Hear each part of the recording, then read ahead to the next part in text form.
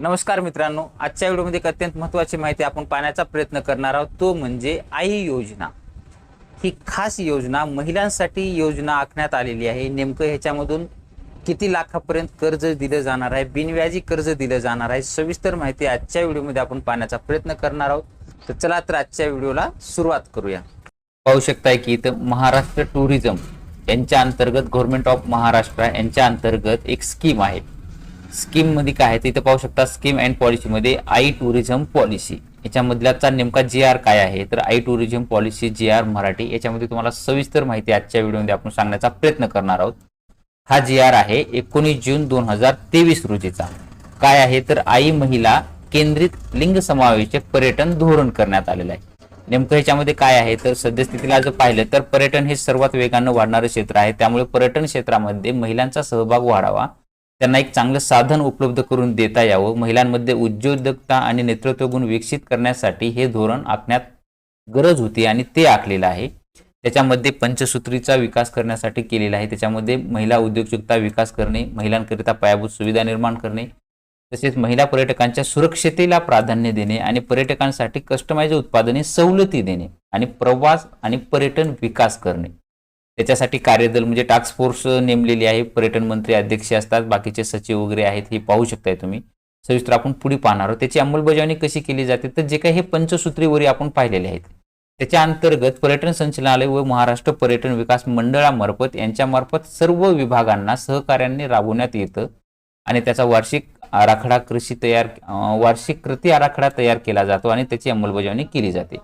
नेमकं आता याच्यातून सुविधा काय दिल्या जातात तर त्याच्यामध्ये पाहू शकताय की सहभाग वाढवण्यासाठी महिलांसाठी जे काही राज्यातील प्रत्येक तालुक्यामधील पर्यटन संचालनाकडे नोंदणीकृत महिलांच्या मालकी व त्यांनी चालवलेल्या 10 पर्यटन व्यवसायांना, 10 पर्यटन व्यवसाय कोणते, एक आहे होमस्टे, हॉटेल अँड रेस्टॉरंट आहे, टूर अँड ट्रॅव्हल्स एजन्सी आहे, तसेच पर्यटन व्यवसाय उभारण्यासाठी मान्यताप्राप्त बँकांमार्फत घेतलेल्या त्यांनी 15 लाख रुपयापर्यंतच्या कर्जाच्या रकमेवरील जी काही व्याजाची रक्कम असेल, बघा त्यांनी कर्ज 15 लाखापर्यंत तुम्ही कितीही घेऊ शकता, 15 लाखापर्यंत, कोणी 4 घेईल, कोणी 5 घेईल, 15 लाखापर्यंत हाईस्ट मर्यादा आहे। तोपर्यंत तुम्ही जे काही कर्ज घेतलेलं आहे तुमच्या व्यवसायासाठी त्याच्यावरती व्याजाची रक्कम एकतर 12% मर्यादेमध्ये होईपर्यंत किंवा ही रक्कम त्यांच्या आधार लिंक खात्यामध्ये जमा केली जाणार आहे।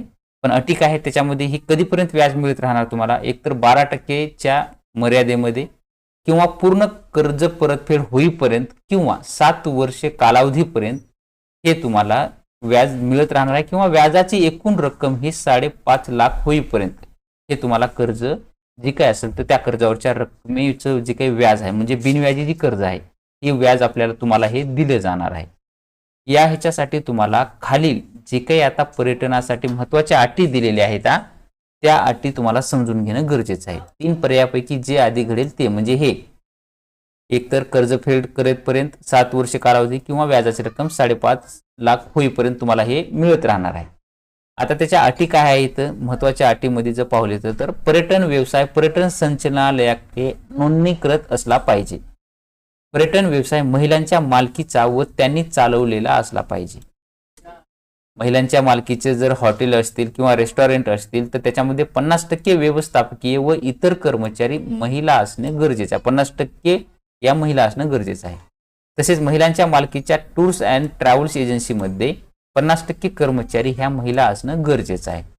पर्यटन व्यवसायाकरिता आवश्यक परवाना प्राप्त असला पाहिजे आणि कर्जाचे हप्ते वेळेत भरले पाहिजेत, अन्यथा तुम्हाला जी काही व्याजाची सूट दिली जाते ती तुम्हाला, जर हप्ते वेळेवर तुम्ही भरत नसाल तर तुम्हाला व्याज भरावं लागू शकतं त्याच्यामध्ये। त्यानंतर मग आता काही खाली पण हे 2 नंबरची अट आहे की तुमचं टूर ऑपरेटर वगैरे असाल किंवा इतर महिला कर्मचारी असतील तर त्यांना काही विमा योजना दिले जातात। वार्षिक हप्ता पहिली 5 वर्षे शासनामार्फत भरले जातात, बाकीचे तुम्हाला ते भरता येतात। याच्यामध्ये काही आणखी प्रोत्साहन सवलती दिली जातात। जर महिला पर्यटन असेल तर सद्यस्थितीला कारघर रेट एजन्सी याच्यामध्ये अर्का रेस्टॉरंट म्हणून पूर्णतः हे महिलांसाठी चालवलं जाणार आहे, याच्यात चांगल्याच होतं, हे काही तेवढं महत्त्वाचं नाहीये। तुम्ही सविस्तर तो जीआर पाहू शकता। आता त्यानंतर जर पाहिलं तर बघू शकताय की त्याच्यामध्ये काही महिलांना सूट सुद्धा दिली जाते महिला पर्यटकांना।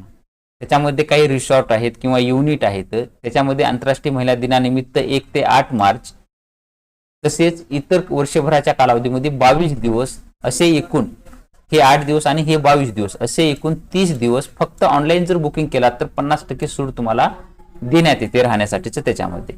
पर्यटन व्यवसाय त्याच्यामध्ये काही अपंग व्यक्ती वगैरे असतील तर त्यांना विशेष सुविधा दिल्या जातात हे तुम्ही पाहू शकता. पण तुम्हाला महत्त्वाचं काय ह्याच्यामध्ये, तुम्हाला जी काही एखादा व्यवसाय उभारण्यासाठी कर्ज लागणार आहे त्याच्यासाठी तुम्ही एकूण कर्ज काढू शकता. त्यापैकी जी काही वरची व्याज आहे ते बिनव्याजी आहे. त्याच्यासाठी फक्त एकच अट आहे की तुमचे हे कागदपत्र असणं आणि हप्ते वेळेवर भरणं. आता हा नेमका अर्ज वगैरे कुठं करायचा ते जर पाहायचं झालं त्याच्यामध्ये, तर तुमचं हे जे काही महाराष्ट्र टुरिझमचं वेबसाईट पोर्टल आहे त्याच ठिकाणी इथं स्कीम अँड पॉलिसी मध्ये यायचं आहे. आई टुरिझम पॉलिसी वरती जाऊन अप्लाय आई टुरिझम पॉलिसी वरती क्लिक करायचं आहे. त्यावर क्लिक केल्याच्या नंतर तुम्हाला इथं असं लॉग इन आलं जाईल. आई महिला केंद्रित पर्यटन धोरणा महिलांकरिता आहे व या अंतर्गत केवळ महिला अर्जदार अर्ज करू शकतात असं दाखवण्यात आलेलं आहे. इथं आधार नंबर टाकून पासवर्ड टाकून याच्यावरती कसं लॉग इन करायचं यावरती आपण संपूर्ण सेपरेट व्हिडिओ बनवणार आहोत. हे फक्त तुम्हाला सांगण्यात आलं. आणि तुम्हाला इतर आणखी काही माहिती घ्यायची असेल या संदर्भातील तर तुम्ही डायरेक्टली पर्यटन जे काही हे महाराष्ट्र शासनाचं आहे हेड ऑफिस त्यांचं यावरती नंबर कॉल करून माहिती घेऊ शकता. त्यानंतर कोकण विभागाचे असाल तर या नंबरवरती कॉल करा. पुणे विभागामध्ये यावरती करा.